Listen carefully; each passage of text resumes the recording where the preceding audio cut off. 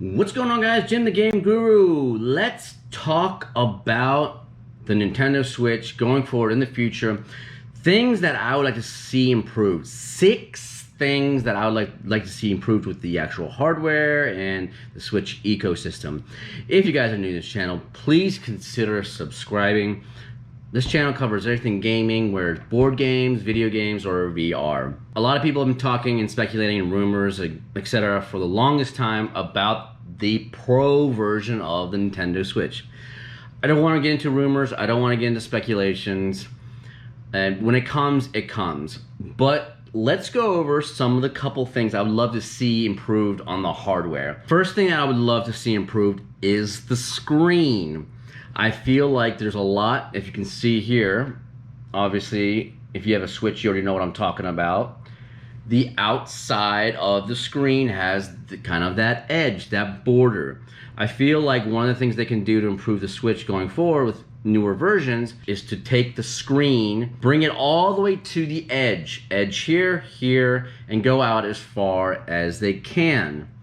I think that way they're not increasing the actual unit size, and the unit size stays small. The other thing I think they should do is when they actually increase the screen size is to, if it doesn't go all the way to the edge of the Switch, is to make it so that wherever the screen stops on the left and on the right and left is to reduce that part of the Switch. So if it only comes to here, then everything else on this side should come off and have the Joy-Cons kind of go in a little bit more, making the unit smaller lengthwise. I think that would go a long way to kind of like the ergonomic aspect of holding the Switch. And I also feel like they should put a glass, I mean, this plastic screen is just ridiculous. I think they should switch it to a glass. Maybe they did it for a cost reason. Oh, you know, hey, we'll save ourselves 20 bucks, whatever. But users like myself ended up having to get an actual tempered glass in addition to buying the Switch, and we slapped that on there, along with a dock sleeve. The other thing is the battery. I would really like to see them with make the battery, just improve the battery life and make the unit a little lighter. I feel like the unit's actually it's a little too heavy for my tastes. And it's just a little bit of awkwardness, especially with the Joy-Cons, how they slip in and they don't. I feel like I have to be very delicate with it, because if I'm not, then I can snap them right off. I would love to see them improve that so that when the Joy-Cons actually slide on, they feel a little bit more tightly integrated, and it feels, you know, a little sturdier as a unit. 4K, people have been talking about 4K. I don't really care about 4K. And this whole thing about 4K, like, 4K doesn't matter. I feel like it's all about the games. How do the games play on the Switch, and what kind of games are on there? And a lot of indie games that are really popular on the Switch, they have like cartoon graphics or pixelated graphics. Does it really matter to have 4K with that? I really don't care. Even if if they improved the resolution by a little bit and they went in between the 4K and the 1080p, that's fine with me. That really doesn't really matter. Now, one company that did an actual really good job on the handheld is Sony. And yep, here you go. You can see this is the PS Vita, the unit that did not do so well. But I think even though Sony fell flat on the games and in the store and actually really selling the PS Vita, one thing that I really think that they've done a masterful job on is the hardware. I mean, the PS Vita feels fantastic. Yeah, the screen is not as big as the Switch. Sony did, it just feels good. And anytime you pick up the Vita, it feels so light, it feels premium quality. And I absolutely love the way Sony handled this. And I'm hoping that one day the Nintendo can actually get the Nintendo Switch to the point where it feels as good as the Vita, and it's nice and small, and I don't know, there's just something about it that the Switch doesn't feel as great as it should. Now let's get to the next thing, eShop. There are a couple improvements that I would love to see on the eShop. First of all, I would love to actually hear some music on the eShop. That would be nice. I mean, Sony has it. Yeah, it was kind of like elevator style music, but it was kind of pleasant in the background to listen to while you're shopping. The other thing is performance of the eShop. Oh my God. Why does it take 50 years to bring up the great deals section of the eShop, but yet I can run The Witcher 3 on the Switch no problem? Oh, well, it's not the Switch, it's their servers, and it's like, okay, well, you know, it just, there's too much load, there's millions of people hitting the eShop. Well, if that's the case, Nintendo, you need to throw more resources to your eShop, because that's where you make your money.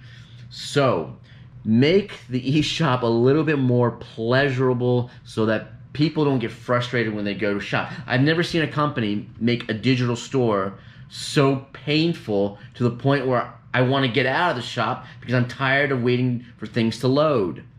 Fix the eShop. This next one hits hard on me. Okay, I think we've gotten to the point in video games where the individual licenses does not work anymore. It just doesn't work. Especially with Nintendo being a family company, video game company, right? And it's all about kids games and family games and playing cooperatively and this and that. Well, Nintendo is the hardest video game company on my wallet. It's on me. Like, why do I need to buy? I have 2 kids. Why do I need to spend money buying 3 versions of Mario Kart if I don't want to play split screen on television, or 3 versions of Animal Crossing, or 3 versions of this, 3 versions of that, 3 versions? My kids are young. They don't have a job. They can't buy their own games.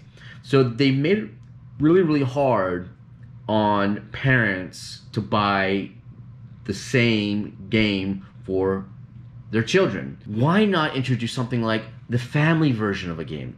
You go to the eShop, you buy a game, and then there's an option that says, hey, would you like this version to be a family version of a game? For an extra $10 or $15, why, yes, I would. Click, and now I have the family version of that game. So the question then becomes, well, how do you control that? How do you know who's in your family and who has access to those games in your library that you bought that are family versions? Well, we have a Switch Online membership, right, that has a family version. So I have my 2 kids on my family version of my Switch Online, and if you're gonna want multiple copies of that game running at the same time to play with each other anyway, you're more than likely you're probably gonna want some online features as well, right? So just make the Switch Online a requirement for family version, and use that 5-member list in your family version of the Switch Online membership to control who has access.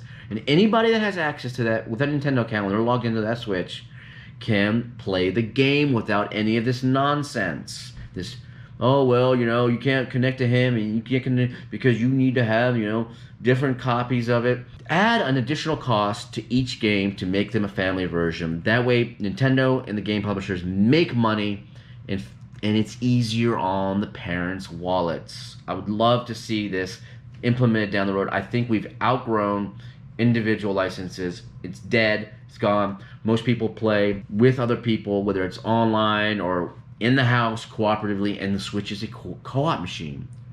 I've already covered up to 100 games so far, co-op games on the Switch. Why not have family versions of games, especially if you have kids? The next thing, kind of going along with that, let's have one more primary version of a Switch. Why have one primary Switch and everything else is secondary? I hate that. And I know Nintendo's being very, very controlling. They want to control, you know, gotta make sure that the person has only 1 copy of a game running on this Switch at a time, and if they go to another secondary, relax, Nintendo, relax. Give us another primary. Give us at least 2 primary versions of the Switches. That way I can have one on my TV set, docked and ready to play, and another one for, like, maybe the Switch Lite. Right now I have to have the Switch Lite as a primary. But then when I go onto my TV set, every time I play different games, many, many different games. Every time I have to fire a new game, it's, wait, checking. Can this game be played? Oh, you're gonna play this one? Checking. Can this game be played? Oh, you gonna play this one? Checking. Can this game? It's so frustrating as a user experience. allow us to have one more primary switch at least. So 2 primary switches and the rest are secondary, just as a way of quality of life improvement. Quality of life improvement for your gamers. And not everyone is a hacker. Not everyone is looking to exploit the Switch. And I don't know, for some reason Nintendo feels like, you know, everyone's out to get them, to steal the games. And we can't do that because then people are going to sign into other Switches and everyone's going to be playing illegally. Most of your client base, I'm sure, are honest, hardworking people, and all they want to do is play their favorite game system and without annoyances. I would love to see that change. It'd be a great quality of life improvement. Oh, this next one right here really gets me. It really gets me. It really. Have you ever been playing a game on your TV set and you notice that something's a little off? You have your Pro Controller, you're playing it, and you're like, why do the controls feel so loosey-goosey? What is going on? And then after like an hour or 2 of playing, you get so frustrated and you're like, okay, let me go in the settings. What is going on here? Let me look at the game settings. And you see the one setting that's turned on, you're like, that gyro setting. When the gyro setting is set to default on the games. Oh my God. I've had 2 instances of games. One of them was Saints Row the Third, and the other one was Crisis, where I was it just felt so loosey-goosey, the aiming and stuff. And that's because every time I was playing and moving the Pro Controller, the gyro would move things around. I think it'd be awesome to have another option on the Switch to be able to have something that people can turn on that says, if you don't have any Joy-Cons connected to the Switch, automatically disable gyro controls. I would love that. And it's important to make this an option on the Switch in the settings. That way, some people that like gyros by default, they can have that same functionality as it exists today. But for people like myself, I can turn it off, so that I'm not banging my head trying to figure out what feels so wrong when I'm playing a game, and then eventually 2 hours later, I'm like, oh, it's the gyro settings. Oh my God. And it's not something you think about right away, because there are a lot of games that don't support gyro. And then when you get to one that does, it doesn't dawn on you, and then 2 hours later, you're like, geez, wow, I wish I would have seen that earlier. So, no Joy-Cons connected to the Switch, and you're playing the Pro Controllers. Give us an option that we can click that automatically disables gyro controls. The last thing is, I would love to see a way to see if there's additional add-ons for games, like DLCs, to improve each game, but on the home screen or in the game selection screen.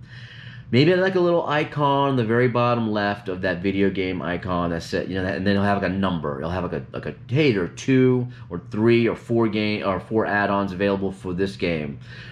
Most people will not sit there and look at the news section on the Switch every single day. They won't go to the eShop and look at the game every single day to see if there's add-ons. And there's times where I find there's additional add-ons that I wish I would have known about when I was playing the game. And then I moved on, and then later on I go back and I see it, and I'm like, oh my God. I think another quality of life improvement, which would be super awesome, would be to have something that would check periodically, maybe 3 o'clock in the morning. It checks every 3 days or something. It goes out and checks the eShop. It says, hey, these are all my games. What games had DLC or add-ons that I don't know about, that I have not installed, I don't have available on my Switch, and notify on each and every single icon of the game to tell me, hey, there's another DLC available, another DLC, another add-on. You have 3 add-ons for this game available to you. That way, when I go to select the game that I want to play, I can see it easily right there. Another great quality of life improvement for the Switch. All right, so those were some of my ideas. Those are some of my ideas that I would love to see in the future implemented on the Switch. You guys let me know what you think. What do you think of those ideas? What would you guys like to see improved on the Switch? Comment below in this video. If you guys like this video, please like, and please subscribe. If you're into Nintendo Switch stuff or board games and you like giveaways, I give away games once every month. Then please consider subscribing. Okay? So anyway, I'm gonna go, and I will see you guys in the next video. Bye.